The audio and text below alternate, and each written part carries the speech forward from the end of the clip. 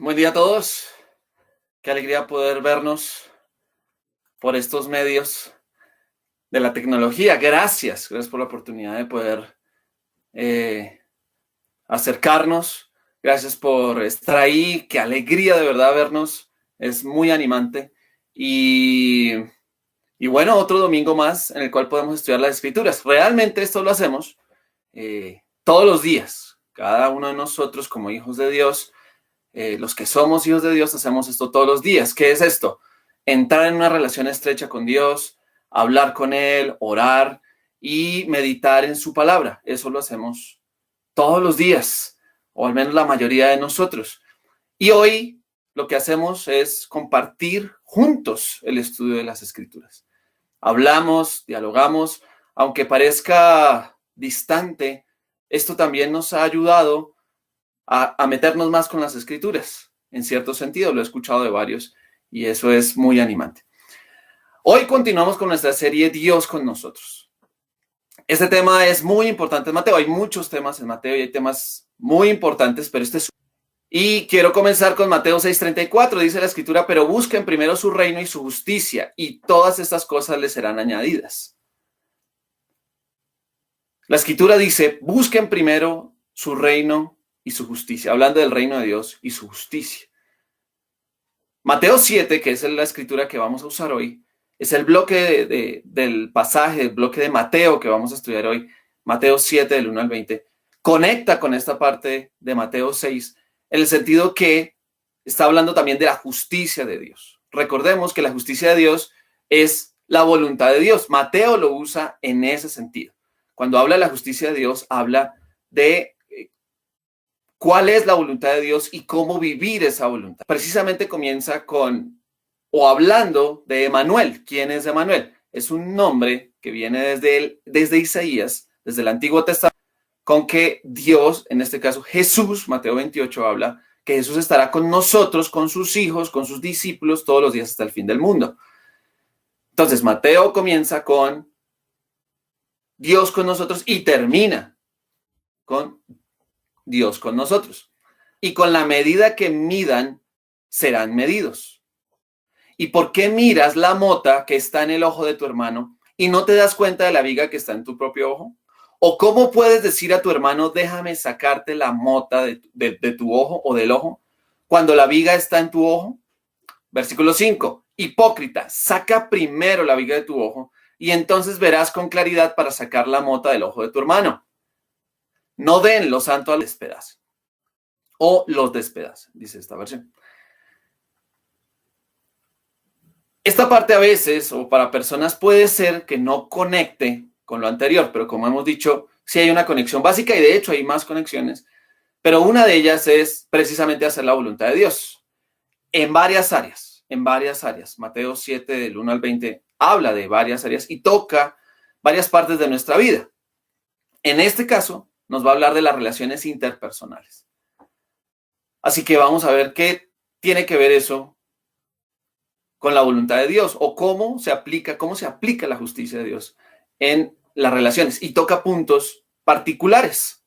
¿Cuál es su voluntad en las relaciones interpersonales según Mateo 7? Versículo 1, no juzguen para que no sean juzgados. Aquí la escritura se refiere a no condenar. De hecho, quiero comenzar con un ejemplo y es que hay un hermano que me gusta mucho su manera de hacer las cosas a este respecto. ¿Por qué? Porque cuando ve algo, y sobre todo lo ha practicado conmigo, cuando ve algo, se hace una idea, como todos nosotros. Pero luego de eso, crea una lista de preguntas. Y finalmente me cuestiona, se sienta conmigo, y lo hemos hecho aún en el aislamiento, y me pregunta, me hace los cuestionamientos. El objetivo de él no es condenarme, me lo ha dicho varias veces. O sea, no quiero condenarte. La idea mía, me dice él, es aclarar la idea que se me ha formado. Porque la realidad es que si midiéramos, el versículo 2, con la medida que mides serás medido, entre otras cosas puede referirse a que esa medida puedo ser yo mismo. La unidad de medida para medir a los demás, para medir las situaciones, puede llegar a ser mi manera de pensar, mi manera de hacer las cosas. Puedo ser yo mismo. Esa puede ser la unidad de medida. Entonces podemos llegar a preguntar, o yo puedo llegar a preguntar, bueno, ¿hiciste esto? Bueno, ¿cuántos Luises alcanzaste? Como viendo el nivel. Es como raro, ¿no? O lo hiciste a la Luis, o lo hiciste a la Pedro, o lo hiciste a la Marta, o la hiciste a la Pepito. Es como, otra vez, cuidado porque con la medida que mides, serás medido. Y es que hemos visto algo en particular en este aislamiento. Y recuerden, algo que hacemos en los servicios, y de hecho, para los que no saben, también hacemos reuniones entre semana, en charlas bíblicas, reuniones particulares o específicas, y estamos tratando necesidades que hemos visto que surgen en este aislamiento. De hecho, una de las necesidades precisamente son las relaciones interpersonales. Y quiero hablar de un punto en especial. Hoy, las llamadas a las líneas de denuncias de maltrato intrafamiliar en el distrito de Bogotá, en Bogotá, aumentaron en más de 250%. Bueno, al menos en el mes de marzo. Eso. Y esto puede ser producto del aislamiento. Otra vez, alguien podría decir, no, eso ya estaba así. Sí, pero el aislamiento nos somete a situaciones, o nos ha sometido, de hecho, a una situación diferente a la que hemos vivido antes. Situaciones que sacan mucho de nosotros. Y estas estadísticas muestran cómo somos o cómo es nuestra sociedad en un punto. De hecho, hasta donde hemos averiguado también y analizado, hablando con parejas, estudiando la Biblia con personas, una razón del maltrato puede ser la medida de la persona. ¿Por qué? Y me explico. La persona quiere que se haga las cosas a su manera. Hay personas, otra vez, y yo me involucro y voy a hablar de esto a medida que vayamos hablando de la escritura, cómo me ha tocado esta escritura, cómo me ha tocado las escrituras a este nivel. Y es que la verdad es que muchos de nosotros hemos llegado a tener la medida en nosotros, que se haga a mi manera. Y cuando la esposa, el esposo, los hijos o las personas con las que estemos conviviendo no alcanzan esa medida, la persona puede llegar a juzgar, en este caso, como dice la escritura, a condenar severamente a los demás, teniendo como medida propia él mismo. Y salen frases. No, pero es que yo lo haría así. O sea, ¿por qué usted lo hace diferente? No, es que yo lo haría así. Ah, no, pero yo ya le dije. Yo ya le dije. ¿Por qué no lo hace como yo le dije? Y podemos también llegar a pensar, es que ellos saben que eso me molesta. ¿Por qué lo hacen si saben que me molesta? Otra vez, suenan frases cotidianas y como muy superficiales, pero detrás de eso, hasta donde nosotros hemos analizado, digo nosotros, mi esposa, unos amigos y yo, hemos visto, ok, esa persona tiene la medida en sí misma. Esa persona es su medida. No hay otra medida sino esa persona. Es como el máximo, es la regla. Entonces, en ese sentido, podemos llegar a condenar basados en nosotros mismos. Podemos sentenciar a los otros por su crimen, por no hacer las cosas a mi manera. Y llegar no solo a una condena mental, porque pasa, puede ser que no digamos nada, pero en la mental puede pasar, pero también podemos llegar al insulto o hasta el golpe. Interesante, ¿no? Otra vez, es una de las razones que hemos visto. Puede haber muchas otras, pero esa razón la hemos visto. Y en lo personal yo lo he vivido. Yo lo he vivido. Recuerdo cosas en la casa. Yo tiendo a ser muy hogareño. Me encantan las cosas de la cocina y varias cosas de la casa. Pues, llegué a juzgar severamente a mi esposa y llegué a condenarla. O sea, ¿cómo es que no puede? O sea, ¿cómo es posible? ¿Por qué? Porque la medida soy yo. O la medida era yo. Eso ha cambiado gracias a Dios. Entonces puede pasarnos. Y en el aislamiento sí que más ha pasado y lo hemos visto. Entonces, ¿qué nos dice la escritura? No condenemos. Pero quiero animarlos a verlo también desde otra perspectiva. También se puede condenar a alguien con palabras que ensalzan. También puede pasar eso. ¿Cómo? Por ejemplo, hablando con padres que tienen hijos menores de 6 años, veíamos qué fácil es condenar a nuestros hijos. Por ejemplo, tú eres el mejor. Tú eres el mejor. Alguien en este punto puede decir, ¿Y cómo lo estoy condenando? Definitivamente involucrándolo en esa idea de que eres el mejor. O tú puedes ganarles a ellos, tú puedes ser mejor que ellos. Ahí ya lo estás condenando a tener relaciones jerárquicas con el otro, aún con las personas más cercanas. De hecho, la Biblia usa este término de esa manera también, no solo acá, que es lo que he estudiado, también lo usa en 1 Corintios 4:7 por si quieres estudiarlo. El que hace esto condena a alguien con una mentira o con un estándar iluso. Alguien me preguntó hace varios años, ¿cómo sabes que aquí no es simplemente juzgar? ¿Cómo sabes estas cosas? Entonces, uno, estudiando la Biblia, conectándola. O sea, no cogiendo solo una parte de la escritura, sino conectándola, como se dan cuenta. Y lo hemos estado hablando de esa condenación al otro, de decirle cosas, no, tú puedes, en tu interior está la respuesta. Es desanimante y lo condenas a la persona diciendo eso. Porque la persona se crea ese estándar y es irreal, es irreal. Entonces es una condena a una persona a vivir en esa prisión, a vivir en esa idea equivocada de que la respuesta está en tu interior. Es como, o sea, y no está, la escritura dice, la respuesta está fuera de nosotros. La respuesta es Dios. Ya vamos a hablar más al respecto. ¿Cómo sabemos también que es aquí juzgar y no condenar? Varias razones, otra vez, como les comentaba. Para nombrar uno es el contexto, y usar esta escritura, es el contexto inmediato en esta escritura. ¿Qué es lo que está pasando en esta escritura? Más adelante en el versículo 6, o bueno, aquí en el versículo 6, como lo leímos, dice, no le echen lo santo a los perros, ni sus perlas a los cerdos. ¿Y cómo sabes qué es lo santo? ¿O cuáles son las perlas? Tienes que hacer un juicio. ¿Cómo sabes de qué está hablando la escritura? O cómo sabes elegir, hay que hacer un juicio. Necesitas hacer un juicio.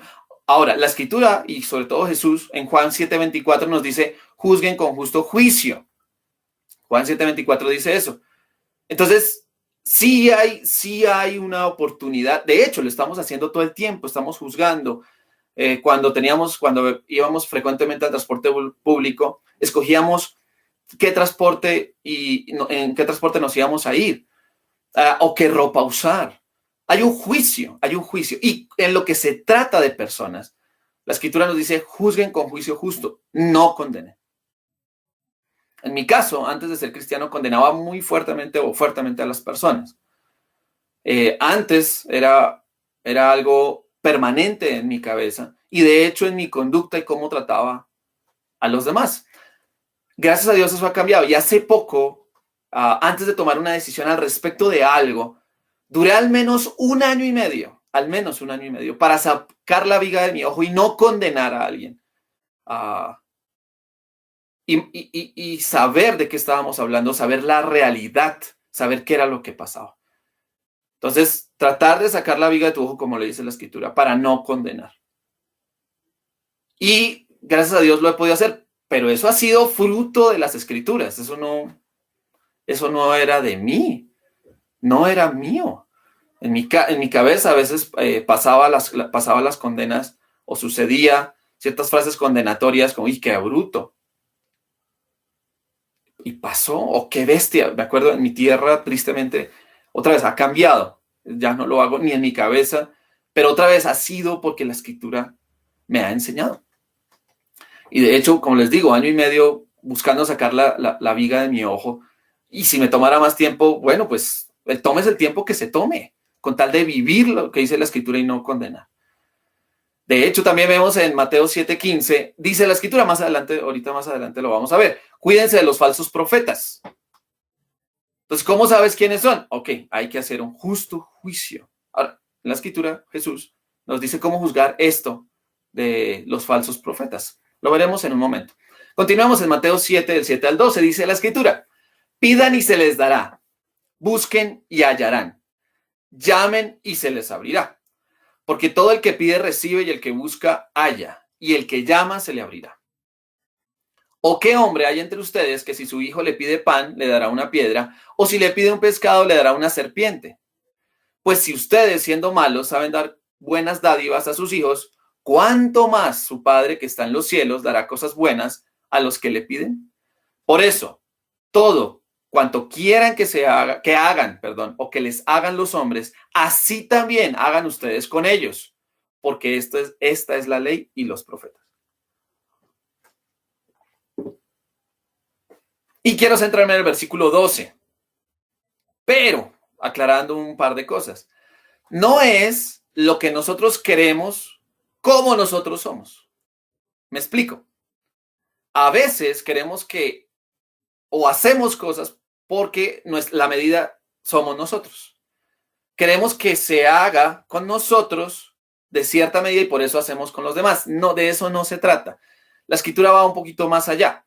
Realmente se trata es de lo que queremos que se haga con nosotros al nosotros ser transformados. ¿Por qué?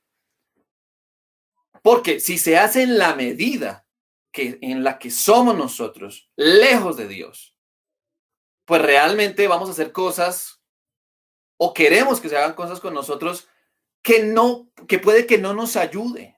De hecho, puede ser que vayan en contra de Dios. Y Mateo lo usa en ese sentido hasta donde hemos estudiado y a mí me ha ayudado. Porque lo que hemos visto, de hecho con un amigo lo hemos visto, es que Mateo básicamente trata de destruir la base que tenemos a veces en nosotros, de destruir nuestra medida, perdón, de destruir lo que nosotros somos o lo que nosotros pensamos para juzgar a los demás o para hacer juicios hacia los demás, y más bien confiar en Dios y que Dios sea la medida. Porque ¿qué tan buena medida soy yo para hacer a los demás como a mí me gusta? ¿Qué tan buena medida es esa?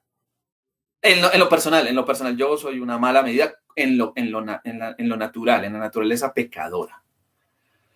Antes de ser cristiano yo tenía una frase, como usarlo como ejemplo en este punto, y es: a mí no me digan nada. Ese es su problema. Si no le gustó, soluciónelo usted.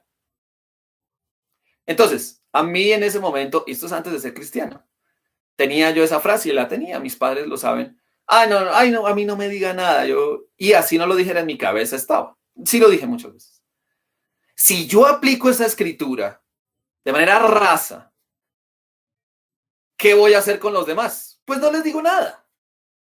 Porque no, a mí no me gusta que me digan nada. ¿Ven la cuestión? O sea, no, la escritura está hablando de un ser transformado. Hagan a los demás como quieres que te hagan a ti o como quieres que hagan contigo, pero en un ser transformado. Porque si no es transformado a la medida de Jesús, a la medida de Dios, vamos a hacer cosas que a nosotros nos agradan en nuestra carne, en cómo somos nosotros. Por ejemplo, si la aplico con mi hijo, caería en un error nueverista de la nueva era o de una corriente de psicología X de no corregir a mi hijo. ¿Por qué? Porque simplemente a mí no me gusta. No me gusta que me digan nada. Pues no le digo nada a mi hijo. Y llegaría a decirle a mi hijo, ¿sabe qué? Es su problema. Mi hijo tiene 4 años y medio. Es su problema. ¿En serio? ¿Ven lo absurdo de esto? Espero que lo estemos viendo. Esta regla, como la han llamado regla de oro, parte de una mente transformada, y eso es algo que queríamos comentar hoy. Continuemos con la escritura. Alguien dirá, uy, pero falta hablar muchísimo. Sí, mucho es posible extraerle a la escritura, como hemos dicho. Lo chévere de esto es que tenemos la oportunidad de seguirlo haciendo y de vivirla. El trabajo, recuerden, es mutuo, tanto de ustedes como mío. Gracias a Dios, varios de nosotros ya estamos haciendo el trabajo, estamos analizando, estamos metiendo, ¿cómo lo vamos a vivir? ¿Cómo vamos a vivir esto? ¿Y cómo nos vamos a ayudar juntos en esto? Mateo 7, del 13 al 14. Entren por la puerta estrecha, porque ancha es la puerta y amplia es la senda que lleva a la perdición, y muchos son los que entran por ella. Porque estrecha es la puerta y angosta la senda que lleva a la vida, y pocos son los que la hallan. Luego de hablar de aspectos muy puntuales de las relaciones, Jesús en su discurso, y Mateo lo escribe, lo deja escrito, dirige su mirada a la salvación. Ya tiene que ver con nuestra relación con Dios. De nuevo, el tema es la voluntad de Dios. Ese es el tema que conecta, es el tema que sigue. De hecho, al final de Mateo 7 va a hablarnos del tema también, de la voluntad de Dios, de la justicia de Dios. Y usa un mandato en esta parte: entren. Y es que a mí, a unos amigos, con unos amigos estamos hablando este punto, y es que a mí en lo personal me llama la atención la estrechez de Jesús. La estrechez de Dios. Ellos, Dios, Jesús, el Espíritu Santo, aunque son generosos, la verdad es que no dan opciones en cuanto a la salvación. No. Hay una puerta y es estrecha, y un camino y es angosto. Esa puerta y ese camino es Jesús y su palabra. Esa misma palabra que aparece ahí de senda en esta versión realmente es camino, literalmente. Es la misma que usa Jesús cuando habla que yo soy el camino, la verdad y la vida. Y es la misma que habla: yo soy la puerta por la que entran las ovejas. Esa puerta, ese camino es Jesús, su palabra. No es amplia, es estrecha. Y desde un principio Dios ha venido en esa tónica porque Él es así. Desde un principio, desde el Antiguo Testamento, dice: solo hay un Dios y ese soy yo, el Señor. Solo hay un camino, dice Jesús, y ese soy yo. No hay otro camino, y de eso hemos venido hablando, y esa es nuestra predicación. Nuestra predicación no es el ser humano, nuestra predicación es Dios, es Jesús, que nos va a ayudar a los seres humanos, sí, pero partimos de Dios. Esa es nuestra predicación. Sigamos, conectemos Mateo 7:15 al 20. Cuídense de los falsos profetas que vienen a ustedes con vestidos de ovejas, pero por dentro son lobos rapaces. Por sus frutos los conocerán. Perdón. ¿Acaso se recogen uvas de los espinos o higos de los abrojos? Así todo árbol bueno da frutos buenos, pero el árbol malo da frutos malos.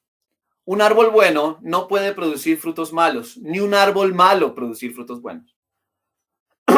Todo árbol que no da buen fruto es cortado y echado al fuego, así que por sus frutos los conocerán.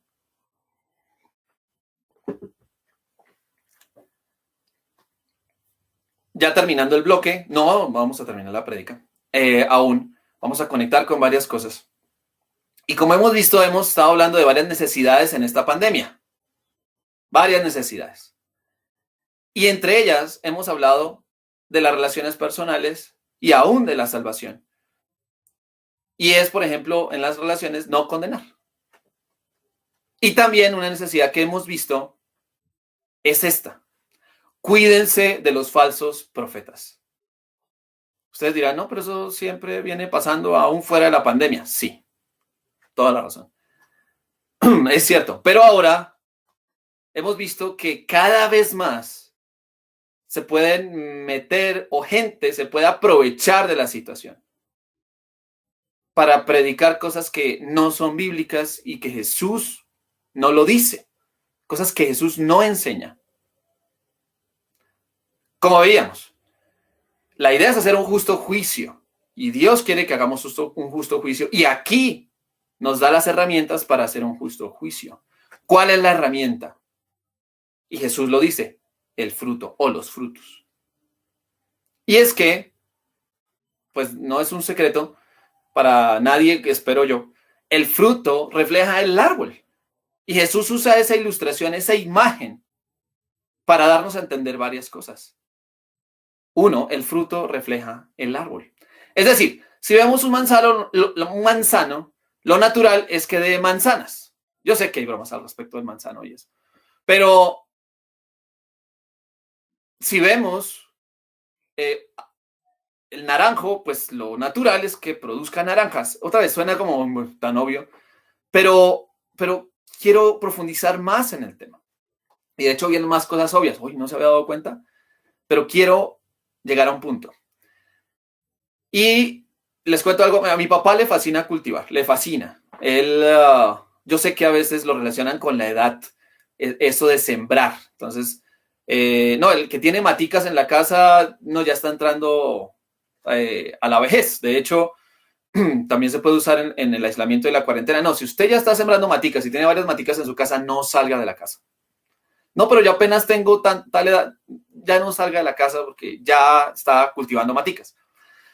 En nuestro caso, recuerdo en la casa de mis padres, en mi infancia, teníamos helechos colgados en varias partes de la casa. Era una casa de 2 pisos y el primer piso tú llegabas, entrabas por la puerta de la sala y lo primero que veías en el arco era matas. Sobre todo me acuerdo de los helechos y nos enseñaban a sembrar los helechos y los piecitos que llaman, o paticas que llaman otros, plántulas que llaman otros. Entonces, eso es muy natural entre nosotros en Boyacá. Y mi papá sí que lo tiene más todavía. En una ocasión fue encargado de un terreno y pidió permiso para sembrar árboles frutales. Y yo pude ayudarle en algo cuando iba, y yo ya vivía en Bogotá. En ese momento, mis papás viven en Boyacá, están allá aislados, muy juiciosos. Y aún él tiene sus maticas ahí en la casa y sale y las cultiva y las cuida. Pero en ese momento en el terreno, sembrando esos árboles, él me decía muchas cosas y no le ayudé mucho realmente. No es que estuviera todo el tiempo con él, pero sí pude aprender varias cosas. Y ustedes dirán, obvio lo que vas a decir es obvio. Pero otra vez, quiero llegar a un punto. Una de ellas es que el fruto refleja al árbol. El fruto refleja al árbol, tanto en su calidad como en su esencia. Hablando de su calidad, esta escritura es clara al respecto. Y es, si el árbol es bueno o benéfico, más literalmente, el fruto es virtuoso. Esa palabra buena, y se usa una palabra para buen árbol, que es benéfico, que es diferente a el fruto bueno, es otra palabra. Y la relaciona más con el árbol, con el fruto virtuoso. Estando en Ecuador veía las frutas. Es impresionante la calidad, lo jugoso que son las frutas en Ecuador. Son diferentes acá. No estoy hablando mal de nuestro país. Hay una buena tierra y se pueden formar buenos árboles. Pero Ecuador tiene unas condiciones impresionantes, muy buenas para dar frutos impresionantes. Jugosos, grandes. A mí en lo personal me llamó la atención. Pero también dice la escritura, si el árbol, y literalmente dice, es podrido, corrupto, el fruto es maligno. Otra conexión con Mateo 6, como veíamos la semana pasada, y los que no estuvieron la semana pasada, igual es relativamente sencillo entenderlo. ¿Qué es? En Mateo 6:22 veíamos que podemos llegar a tener una visión sencilla, una manera de ver las cosas de manera sencilla, una visión sencilla, o una visión maligna, la cual nos entorpece nuestras elecciones y nos entorpece nuestra vida. La palabra maligna es la misma que se aplica acá al fruto. Un árbol podrido o un árbol corrupto da fruto maligno. Definitivamente un fruto no saludable. Esto es lo que se puede ver en los falsos profetas o los falsos mensajeros. Algunos, por su visión entenebrecida, se han desviado y el fruto de sus enseñanzas es maligno. Eso es lo que nos está diciendo la escritura. Por otro lado, también quería tocar otro aspecto del fruto, y es que, de nuevo, el fruto no solo refleja la calidad del árbol, sino que refleja la esencia de ese árbol. La manzana refleja la flor de ese árbol y esa flor refleja a ese árbol. Entonces, tanto en su calidad, recuerden, como en su esencia. Falsos maestros, falsos mensajeros, falsos profetas, por ejemplo, que hablan, y hoy en día está pasando, que hablan de ser profundos en las escrituras, profundos en el conocimiento de Dios, pero lo que hacen es meterle sus propias ideas al mensaje. Y pese al que el mensaje no puede ser contaminado, tú sí puedes ser engañado.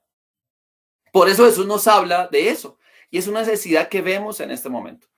¿Cuántos de nosotros estamos viendo, bueno, no me incluyo, porque la verdad es que no lo hago, pero no lo hago, no hago lo que les voy a decir, y es, ¿cuánto estamos escuchando y viendo cosas porque es que quiero saber qué se predica o qué dice la escritura acerca de tal tema?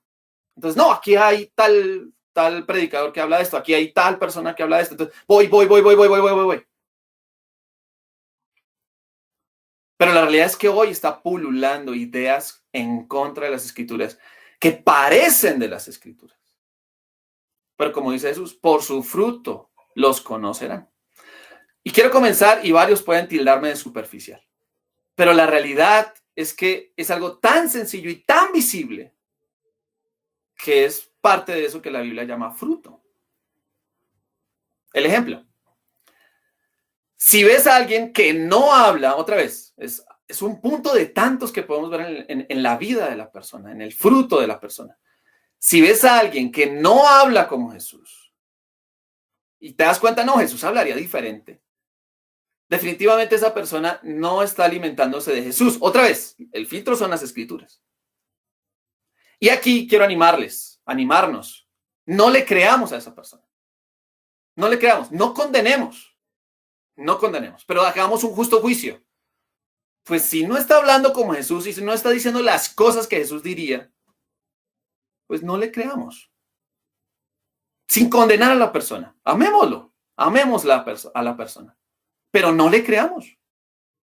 Un ejemplo sencillo, y yo sé que puede ser fuerte, y es ese Dios los bendiga. ¿En qué parte de la Biblia se dice que Jesús dice eso? ¿Dónde ustedes ven saludando a Jesús, Dios los bendiga? ¿En qué parte de la escritura dice eso? Y alguien puede usar Mateo 5, donde dice, felices los que, es una forma de bendición, dicen algunos. Y ya hablamos al respecto. Pero realmente que Jesús diga, no, ven, Dios te bendiga. O sea, y sobre todo en el sentido que hoy se puede estar manejando. Si lo vemos con un ojo sencillo, Jesús no habla así. Otra vez, es uno de los puntos. Se nos ha vendido una imagen de Jesús atractivo, próspero, echado para adelante, como dicen en algunas regiones. Y otra vez, no quiero decir y no quiero pintar una imagen de un Jesús blandengue porque no es así. Pero en vez de ser un hombre atractivo, un hombre próspero, realmente lo que la Biblia pinta de Jesús es que es un hombre sufrido y de hecho nada próspero en este mundo. Que no buscaba la ganancia o el desarrollo personal de él en este mundo. Sí, no es así. Si él te dijera algo de cómo amar a tu esposa, de qué hacer con tu esposa, él sencillamente algo que diría, pues, ámala como yo amo la iglesia, e iríamos a ver cómo habla él, pero también cómo es él. Al ir a Jesús, en vez de ir a falsos maestros, eso nos ayudaría a entender más a Dios y qué es lo que Dios quiere hacer en nosotros. Ahora, lo que les había dicho. Mateo 5, Jesús dice, y literalmente, o podría ser más literal, benditos los que, o benditos son los que tienen hambre y sed de justicia. Benditos son los trabajadores de la paz. La escritura tiene un poco más que ver, esa palabra que aparece en Mateo 5 tiene más que ver con eso, pero Jesús está hablando de condiciones o de quiénes son los bendecidos o quiénes son los benditos. Y quiero hacer un ejercicio con ustedes que yo he hecho en lo personal, lo he hecho con esta escritura. Me hacía varias preguntas. ¿Cómo ser ese árbol que produce ese fruto virtuoso, que honre a Dios, que refleje a Dios? Calidad y esencia. Y respondiendo a esas preguntas, conecté con la siguiente escritura y vamos a leer toda esta escritura. Salmo 1. Podemos ir allá, los que quieran ir. Esperamos un momento y vamos al Salmo 1. Y ustedes dirán, uy, pero ¿esto qué tiene que ver? Conecta en varios sentidos. De hecho, conecta con Mateo y con esta palabra bendito. De hecho, en varias versiones ustedes pueden verla en sus Biblias. Por ejemplo, la Reina Valera, la palabra bienaventurado aparece, hay unas bienaventuranzas en Apocalipsis, lo que se ha llamado bienaventuranzas. Y en Mateo, pues las 9, y en los Salmos varias bienaventuranzas. El Salmo 1 es un ejemplo de esos, el Salmo 119, entre otros salmos. Ahora, la cuestión es que en el análisis de la palabra bienaventurado o en el uso de la palabra bienaventurado en nosotros, sucede algo y es que por lo general estamos hablando de que te vaya bien, bienaventurado, le va a ir bien, pero realmente Mateo no está hablando de eso, ni Salmo 1, aunque puede parecer, pero sería bueno analizarlo de fondo, que es algo que estamos haciendo nosotros estudiando las escrituras juntos. Y es que Vamos a leerlo todo. Bienaventurado es el hombre que no anda en el consejo de los impíos, ni se detiene en el camino de los pecadores, ni se sienta en la silla de los escarnecedores, sino que en la ley del Señor está su deleite, y en su ley medita de día y de noche. Será como árbol firmemente plantado junto a corrientes de agua, que da fruto a su tiempo y su hoja no se marchita. En todo lo que hace prospera. No así los impíos, que son como paja que se lleva el viento. Por tanto, no se sostendrán los impíos en el juicio, ni los pecadores en la congregación de los justos. Impresionante. Porque el Señor conoce el camino de los justos, pero el camino de los malvados perecerá. Como les decía, este salmo comienza con la palabra bienaventurado. Recuerdo hace 15 años, hablando con un hermano acerca del Sermón del Monte.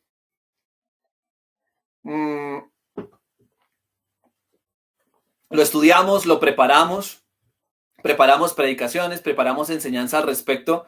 Y nuestra idea era aún grabar cosas del Sermón del Monte y dejarla en audio para que las personas pudieran escuchar. Fue un momento muy especial para mí en lo personal, estudiar la Biblia con alguien y profundizar, como hemos hablado, pero otra vez en las cosas de Dios, no meterle cosas nuestras. Y en el Sermón del Monte fue algo muy chévere para mí. Y eso fue hace, 15 años o un poquito más de pronto. Y algo que nos conmovió mucho fue ver cómo Dios nos ve. Eso nos conmovió muchísimo. Cómo Dios nos trata, cómo Dios nos recibe, cómo Dios nos hace parte de su reino. Porque veíamos que ese bienaventurado no era una falsa felicidad. Sí, de hecho no se traduciría y no tiene esa connotación de felices los que, o feliz el hombre que. No dice eso. Estaba hablando de una condición, de un estrato. Tampoco estamos hablando de un estatus. Y no estamos hablando de estrato. O sea, ni de una mente positiva. ¿Sí? De un cree en ti mismo. No estamos hablando de eso y la escritura no está hablando de eso.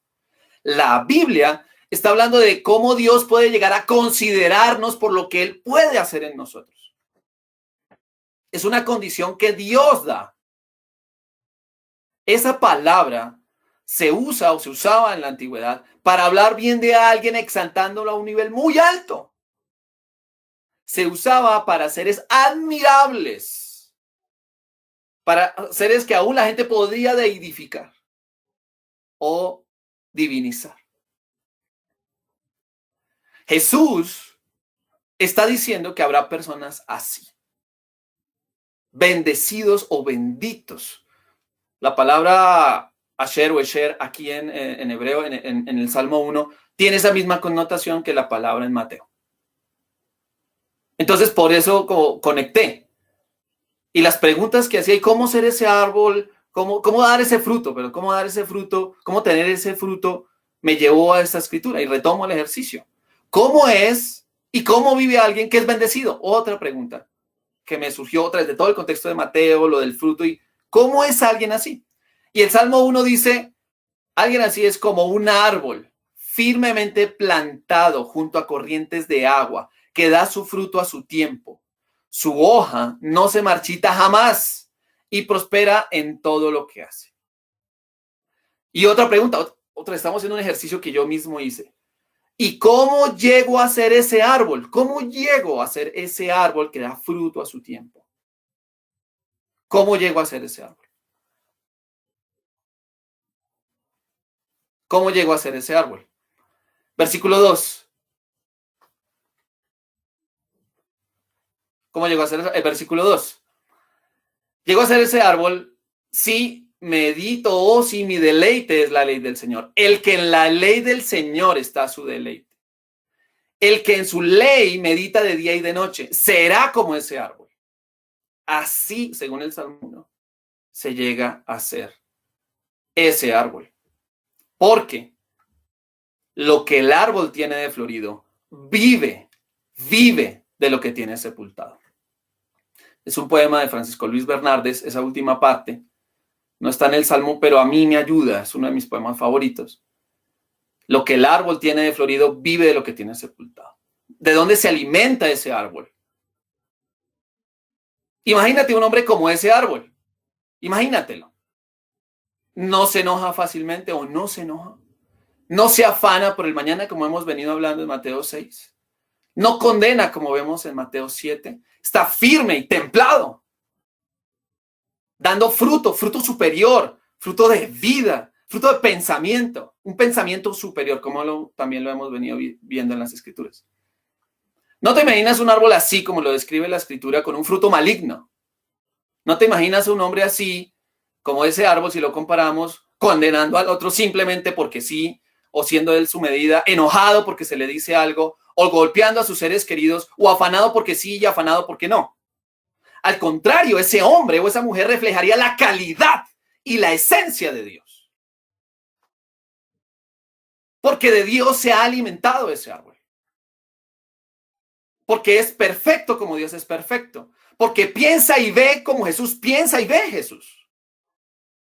Porque no le mete sus ideas a la Escritura, sino que en la pureza de las Escrituras se alimenta, y ese es su deleite y ese es su ánimo cada día para ser como Jesús, para ser ese árbol frondoso. Imagínate ese fruto de esa persona, ese fruto de ese árbol, ese fruto de ese hombre como ese árbol. Chévere, ¿no? Nos alimentaríamos de la palabra de Dios. Ese árbol que describe el Salmo 1, pues daría un fruto como lo describe Mateo 7. Un fruto virtuoso. Pero esa virtud solo llega de la mano de Dios. Y ahí es donde nosotros vemos o tenemos un elemento de juicio justo frente a los falsos maestros. Jesús no permitiría en su vida algo alejado de la palabra de Dios. Algo que fuera alejado de la palabra de Dios, no. No, si viera algo que no es de él, definitivamente no le creería. No, y es que él lo vemos en las Escrituras. No, él lo ve claro con una visión sencilla. Y ve el fruto en la otra persona y vemos el fruto en la vida de él. ¿Te imaginas en esta cuarentena ser como ese árbol frondoso? Si no eres así, si ya te has dado cuenta que no eres así, te ayudamos. Ayudémonos. Ayudémonos para ser ese árbol frondoso. Dios con nosotros. Si quieres ponerle un título a la predicación de hoy, es fruto que lo refleja. ¿Cuánto quiere Dios que nos deleitemos en su palabra? ¿Cuánto quiere Dios que su palabra sea nuestro alimento? Que de ahí saquemos nuestra nutrición como árboles. Que de ahí saquemos esa esencia como seres humanos. ¿Cuánto quiere Dios que su justicia, es decir, que su voluntad sea nuestro empeño? ¿Cuánto quiere Dios que seamos como esos árboles? Yo, en lo personal, quiero seguir reflejando esa esencia de Dios.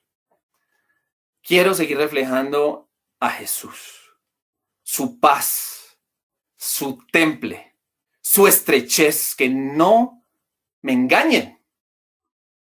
¿Cuánto quiero seguir reflejando de Jesús su confianza en Dios? ¿Cuánto quiero enfocar mi mente en Dios y no en mí? Seguir a Jesús porque Él es Dios con nosotros, eso quiero. Y quiero seguir este camino que comenzó hace varios años y que comenzó en la historia hace mucho tiempo, que Dios planteó ese rumbo para nosotros. Hoy está entre nosotros ese mismo rumbo y sigue. Y queremos invitarnos y queremos animarnos a todos nosotros a que busquemos ser eso que dice la Escritura, ese árbol que dé fruto y fruto virtuoso. Alimentémonos de Dios para hacer la voluntad de Dios. Lo que Él nos dice en su Escritura, podemos llegar a hacerlo. Es ser bendito. Imagínate, ser exaltados por el mismo Dios.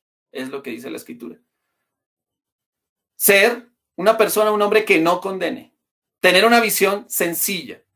Ser como ese árbol que discierna la verdad.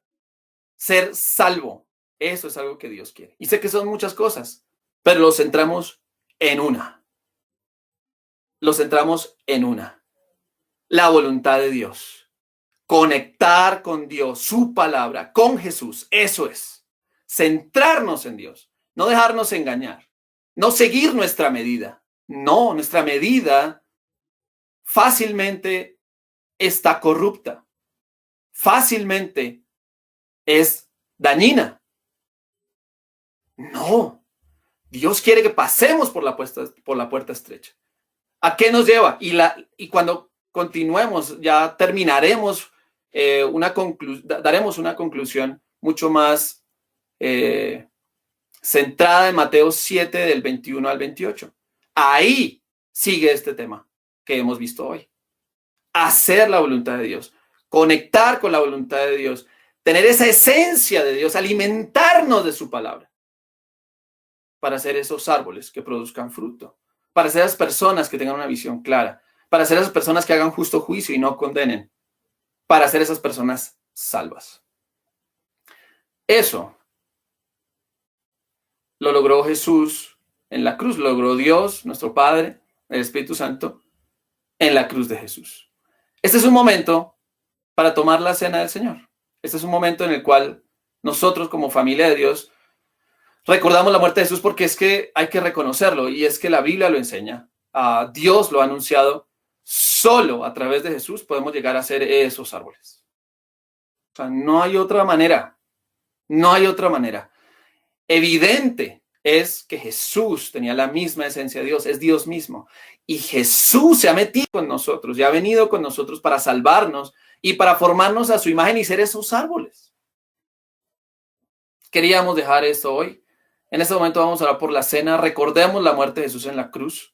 Recordemos su sacrificio por nosotros. Gracias por la oportunidad de poder estudiar la Biblia juntos y animémonos unos a otros a ir a la esencia, a sacar las cosas de Dios, no de otro lado, a ver en su palabra y a sacar las cosas de Jesús, a sacar nuestro alimento de la palabra y nuestro alimento de Jesús. Oremos, por favor, y tomemos la cena juntos.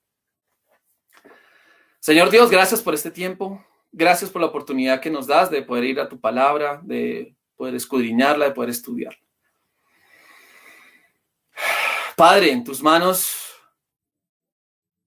siempre hemos estado, Señor, y gracias por tu bondad, gracias por tu paciencia, gracias por tu generosidad.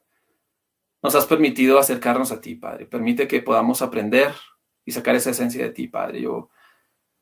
Padre, genuinamente te pido que esto haga mella en nosotros, que esto que vemos en las Escrituras de verdad nos toque a cada uno de nosotros, Padre. Padre, yo veo en mi vida y la gente no necesita un Luis Miguel. La gente necesita a alguien diferente. Este mundo necesita a alguien alimentado de ti, Señor. Perdón, Señor, por tantas veces que he condenado. Perdón, Señor, por tantas veces que he maltratado. Perdón, Señor, por tantas veces que he hecho lo malo. Y aún que le he metido mis ideas a tu palabra. Perdón, Señor. O sea, nunca he querido hacerlo. Si lo he hecho, perdón. Perdón. Que la verdad no ha sido mi intención y la de muchos de nosotros. Ayúdanos a alimentarnos de ti, Padre. Ayúdanos a ir a tu palabra y sacar de ahí nuestro alimento. Yo quiero ser como la Escritura, como dice la Escritura, Señor, ese árbol que se puede acercar la gente, que no los condene. Yo quiero ser eso, ese árbol. Quiero ser como tu Hijo Jesús. Quiero ser como Él, firme en la tormenta, firme en la crisis, sólido en la fe, que no me deje llevar por cualquier viento de doctrina. Yo quiero ser así. Quiero seguir caminando ese camino que Jesús trajo para mí, Señor.